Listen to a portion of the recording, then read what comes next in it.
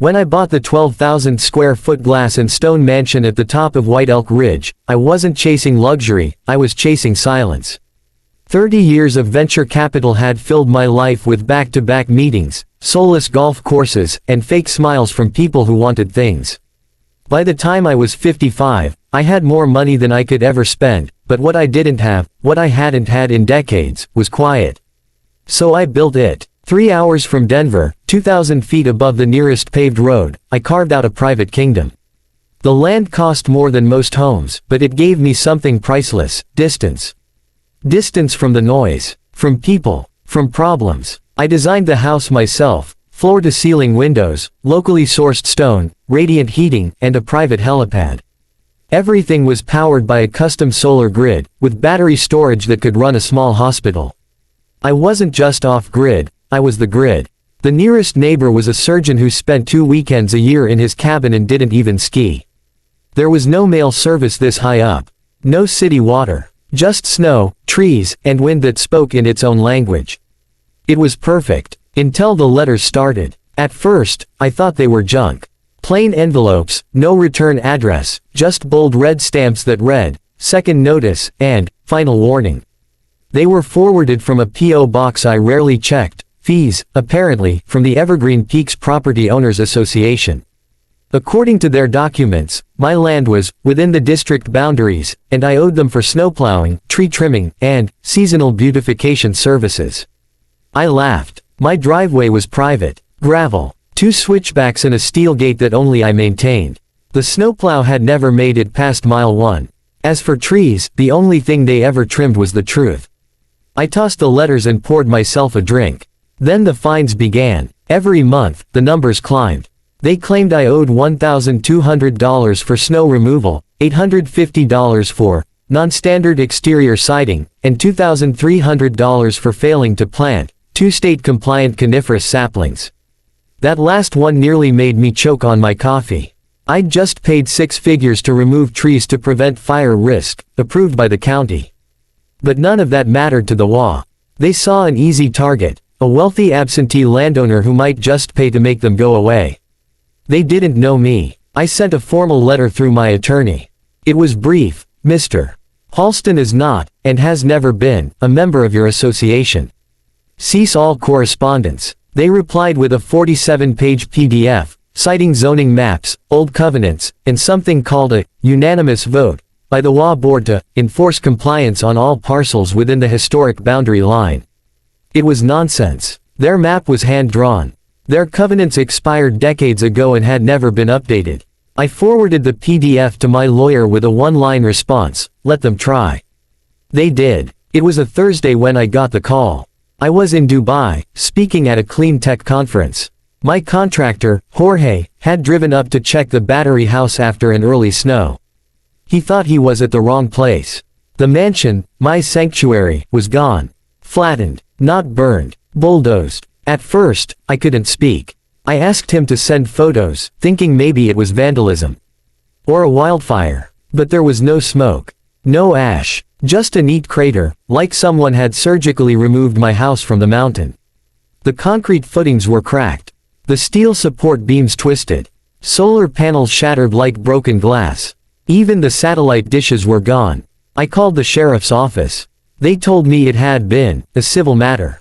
The HOA had presented demolition orders from their own board, hired a contractor from downstate, and scheduled the teardown during a window when they knew I'd be gone. I wasn't just angry. I was cold. They thought I'd be stunned into submission. That I'd come to a town hall meeting, tail between my legs, ready to negotiate. They didn't realize what kind of man they were dealing with. I didn't scream when I saw the photos. I didn't curse, or throw anything, or cry. I just sat there, thousands of miles away in a quiet hotel suite overlooking the Persian Gulf, staring at the last image Jorge had sent, the steel skeleton of what used to be my dream. Torn down like it was nothing. Bulldozed under authority that didn't exist. It didn't feel real at first. But it was. So I closed my laptop, poured a double scotch, and got to work. My first call was to Noah Granger, a bulldog of a litigator I kept on retainer back in Denver. Noah once sued an airline into bankruptcy over a delayed private jet and won. He didn't ask a lot of questions, just requested the HOA's name and the zip code. Within 48 hours, we'd filed a civil lawsuit in federal court, Halston vs. Evergreen Peaks Property Owners Association, citing unlawful destruction of private property, abuse of power, trespassing, and a dozen other violations that my legal team dug up like hungry wolves. Then came the subpoenas. We demanded access to all internal HOA communications, meeting minutes, emails, and financial records. They resisted, filed to delay, claimed it was outside the scope of civil discourse. That was a mistake. NOAA filed a motion to compel and attached preliminary evidence. The demolition order had been signed not by a judge, but by Sandra Little, the HOA president, who, it turns out, held a notary license and fancied herself a legal authority. Sandra was a character. Middle-aged, aggressively peppy, ran a real estate agency called Little Realty, Big Results. Always in campaign mode. Always in control. Her social media was a highlight reel of community events, school fundraisers, and passive-aggressive HOA posts about non-compliant neighbors. Her ego had its own zip code. And she was the one who authorized the teardown. It wasn't even a formal vote. Just a group text thread between the board members, where Sandra wrote, "If he won't follow the rules, we make an example. He's not above the law." Another board member replied with a thumbs-up emoji. That was the extent of the decision-making. No legal notice. No certified letter. No court injunction. They literally hired a demolition crew from a neighboring county, claimed emergency code enforcement, and razed my home while I was out of the country. I had them dead to rights. Still, any lawyer will tell you, even when you're right, the wheels of justice turn slowly. They wanted to drag this out. Make it expensive. Wear me down with countersuits and technicalities. Most people fold under that pressure. But I don't fold. While Noah and his team built the case, I took a different path, a quieter one. I hired a lobbying firm out of DC that specialized in local zoning and land use reform. They'd flipped entire districts before. With the right money, and the right favors, boundaries could move like sand. We started pulling threads. The Evergreen Peaks HOA was sitting on shaky legal ground. Their original charter dated back to 1983, tied to a subdivision plan that had long since expired. Turns out, when the county split and reassigned zoning districts 10 years ago, Evergreen Peaks never updated their filings. Their authority had technically lapsed, but no one had noticed, or cared, because no one had challenged it.